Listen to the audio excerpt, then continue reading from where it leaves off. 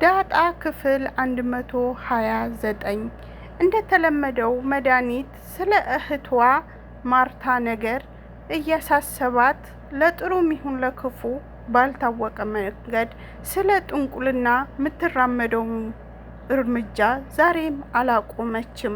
መድኃኒት ወደ እህቷ ክፍል ገባችና እህቷ ማርታ ምን እያደረግሽ ነው? አንቺ አታርፊም? በማያገባሽ ነገር ለምንድነው እምገቢው?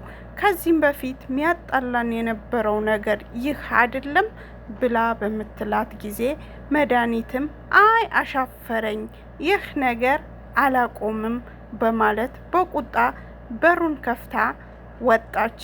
በሩ ከፍታ ስትወጣ አቶ ደረጀ ደጅ ላይ አገኘቻቸው። አቶ ደረጀ ምን እየሰራሽ ነው? ምን እያልሻት ነበረ? ብለው ሲጠይቋት እረ እኔ ምንም አላልኩም አማቼ ይቅርታ በማለት መለሰችለት። አይ ምን እያልሻት ነበረ ብሎ አላት። እኔ ምንም አላልኳትም፣ አንቺ ትሰሚኝ እንደሆነ ከዚህ በፊት የነገርኩሽ ንግግሬን በደንብ አልሰማሽውም ማለት ነው በማለት ጠየቃት። አቶ ደረጀ መድኃኒት ያልኩሽን ነገር በደንብ አልሰማሽኝም ማለት ነው፣ የውልሽ ለቤቴ ማድረግ ያለብኝ ነገር ሁሉ አደርጋለሁኝ በማለት መለሰላት።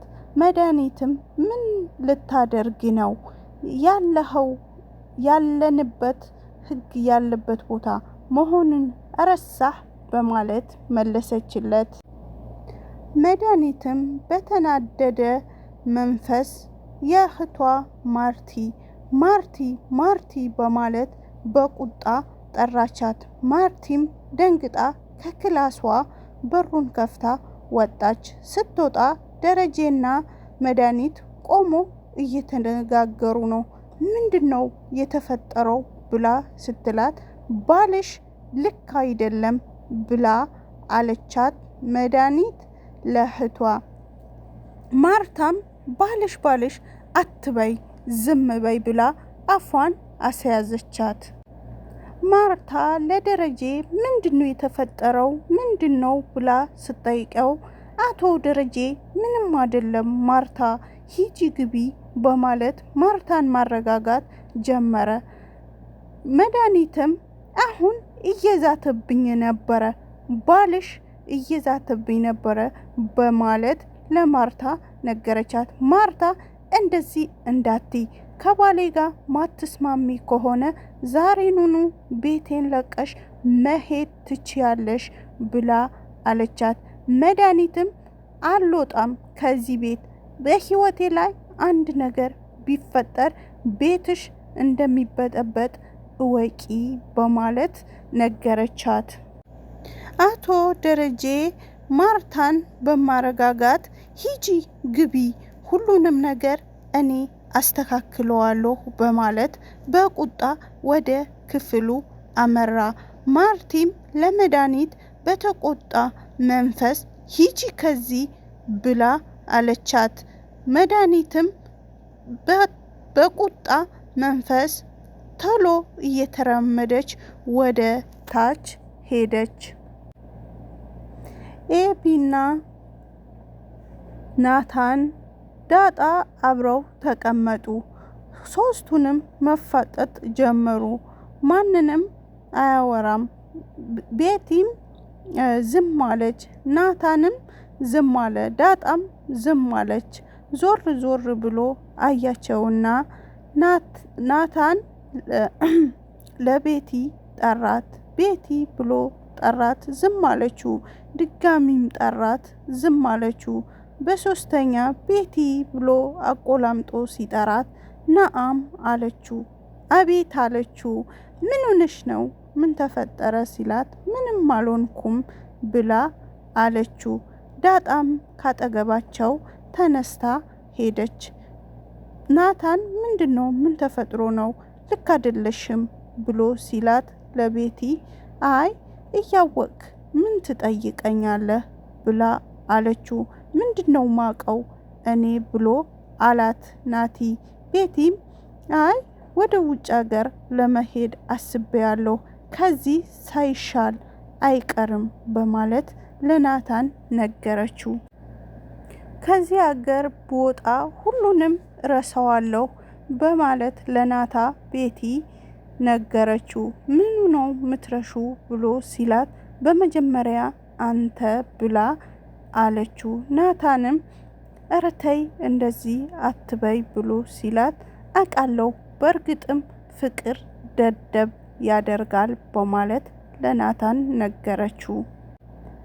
ናታን ለቤቲ ምን ማለት ነው በማለት ጠየቃት። ቤቲንም ምን እንደማትወደኝ እያወቅኩኝ እህቴ እንደምትወድ እያወቅኩኝ እኔ አንተ እወድሃለሁኝ ከዚህ በላይ ምን ደደብነት አለ በማለት ነገረችው። ናታን ለቤቲ ቤቲ አንቺ እኮ ጎበዝ ነሽ፣ አንቺ እኮ ጠንካራ ነሽ፣ አንቺ ስማርት ነሽ። እኔ እንዳንቺ ስማርት ሴት እዚህ ምድር ላይ ብዙም አይቼ አላቅም። አንቺ በትምህርትም ጎበዝ ነሽ፣ ስማርት ነሽ ብሎ አላት። ቤትንም ታዲያ ምን ዋጋ አለው በማለት መለሰችለት። አንቺ እኮ ጎበዝ ነሽ፣ ጠንካራ ነሽ። ካንቺ የሚጠበቀው እኮ ዞር ዞር ማለት ብቻ ነው ብሎ አላት። ደግሞ ብዙ ወንዶች እንደሚፈልጉሽም አቃለሁ ብሎ አላት ናቲ። ቤቲም አንተ እኮ ሁሌም ታናድደኛለህ በማለት መለሰችለት።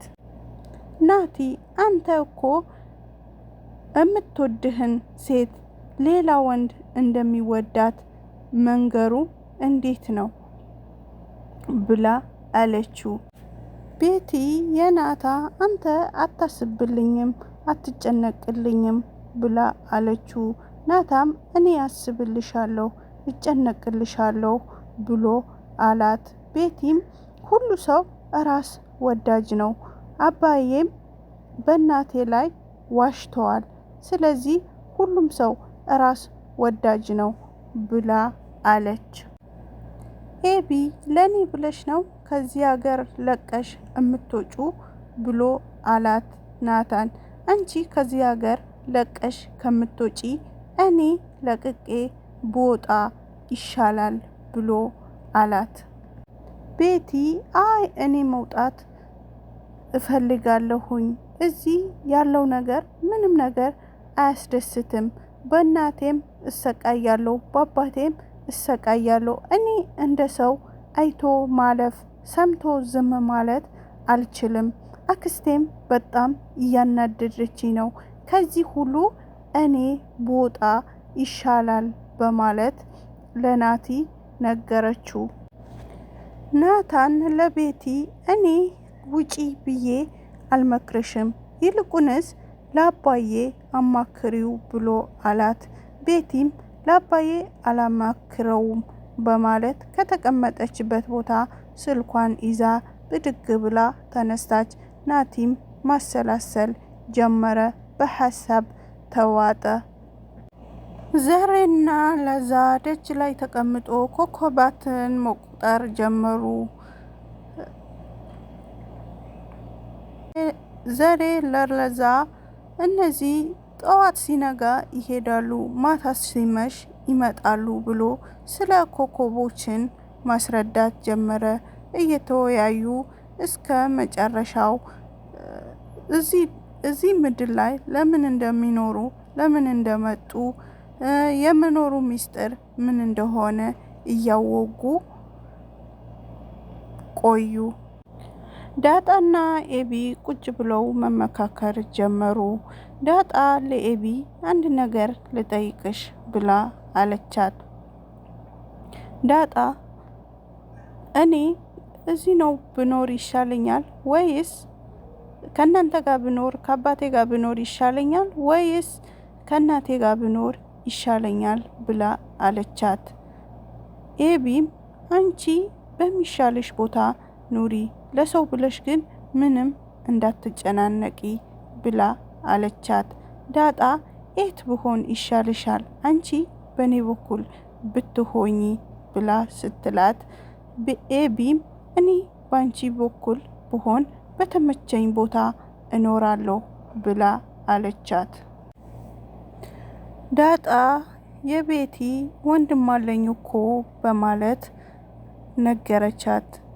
ቤቲም እኔም ወንድም እንዲኖረኝ እመኝ ነበረ፣ ግን እናቴ እማዬ መውለድ ካቆመች በኋላ ልጠይቃትም ልላትም አልፈለኩኝም ብላ አለቻት። ግን እኮ ቤቲ ጥያቄን እኮ አልመለስሽልኝም ብላ አለቻት ዳጣ። ቤቲ መልሼልሻለሁ በተመቸሽ ቦታ ኑሪ ብላ አለቻት። እሺ እህቴ ብላ አለቻት። እኔ ግን መመክርሽ እኛ ጋር ብትኖሪ ይሻላል። እኔ እህቴ ዮሃ ብቻ ናት፣ አንቺም ከኛ ጋር ብትኖሪ ደስ ይለኛል፣ እኔ እወድሻለሁ ብላ አለቻት። ዳጣንም ደስ ብሏት ተነስታ እቅፍ አርጋ ሳመቻት። ቤቲንም አረ በቃሽ ጨርሽኝ እኮ በማለት በፈገግታ ተቃቅፈው ተሳሳሙ። አቶ ደረጀ በጣም አሳሰበው የሰላምን ነገር። ሰላም ልጅህን አታየውም እንዴ ብላ ስትለው፣ ዛሬም ልጅህ አታየውም ስትለው፣ አቶ ደረጀ ምን ያረጋል ልጄ ብለው ተዋርጄ ያለሁኝ ካሁን በኋላ በማለት ነገራት። ምን ነው በዚህ ልክ እንደዚህ የምትሆነው ብላ ስትለው፣ ዳጣ ሁሉም ነገር አውቃለች በማለት መለሰላት። እኔ በስልክ ላወራሽ ስላልቻልኩኝ ነው ላገኝሽ የመጣሁት። ስለዚህ ስለ ወደፊቱ ሁሉን ነገር ማውራት አለብን ብሎ አላት። ሰላምም ምን ነው በዚህ ልክ አንተ እኮ በጣም ጥሩ ሰው ነህ ብላ አለችው። አቶ ደረጀም እኔ ተዋርጄ ያለሁኝ ብሎ አላት። መድኃኒትም እንደ ልምዷ መጥፎ አስተሳሰቧ አሁንም አልቀየረችም። አቶ ዘሪሁን ደጅ ላይ እንዳለና እንደሌለ በመፈለግ ዞር ብላ ስታይ አቶ ዘሪሁን የለም። በሩን ከፈት አረገችና ወደ ጠንቋይ ቤት ሚጠቁማት ሰውዮ አምጥታ ማነጋገር ጀመረች። ልጁንም እኔ ጠንቋይ ቤት አላቅም፣ ነገር ግን የሚያውቁ ጓደኞች አሉኝና እነሱ ያሳዩኛል በማለት መለሰችለት። እነሱ ያሳዩኛል ብሎ አላት። እሷ እንግዲያውስ የእህቷ ነገር ጥሩም ይሁን ለጥሩም እውነትም ለእህቷም አስባ ይሁን ወይም ደግሞ የነሱም ህይወት ለመበጥበጥ ይሁን ለምን እንደተነሳችና ይሄ ነገር ለምን እንዳሳሰባት ወይም ደግሞ ለምን የእግር እሳት እንደሆነባት አላቅም። እሷ ግን አሁንም ቢሆን ወደ ጠንቋይ ቤት የመሄዱ ነገር ላትተወው ነውና ለመሄድ በምን አይነት መንገድ እንደምትሄድና ማን እንደሚወስዳት እያነጋገረችው ነው።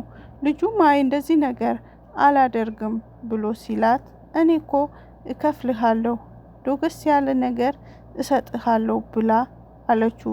ልጁም ደግሞ ያው ገንዘብ ያጓጓልና ሳይፈልግ እንደዚህ ብላ ስትለው፣ እሺ ገንዘቡን አምጪ ብሎ ሲላት፣ ገና ስራውን ሳሰራ ነው እንዴ ገንዘብ ምሰጥህ? ሰርተህ ነው እንጂ ምሰጥህ በማለት አለችው። ምሰጥህ ብላ አለችው። እሱም ደግሞ እኔ አላቀውም፣ ግን የሚያውቁ ጓደኞቼ አሉኝ እነሱ ያሳዩኛል ብሎ በምሰጠው ገንዘብ ተስማምቶ መድኃኒትንም ወደ ጠንቋይ ቤት ሊወስታት ተስማሙ። እንግዲህ መጨረሻው ምን እንደሆነ አብረን እናያለን። ቪዲዮ እስከ መጨረሻ አዳምጡት። ላይክ፣ ሼር፣ ሰብስክራይብ በማድረግ የቻናሉ ቤተሰብ ሁኑ። ቀጣይ ክፍል ይዤ እስክቀርብላችሁ ድረስ ሰላም ሁኑልኝ። ባይ ባይ።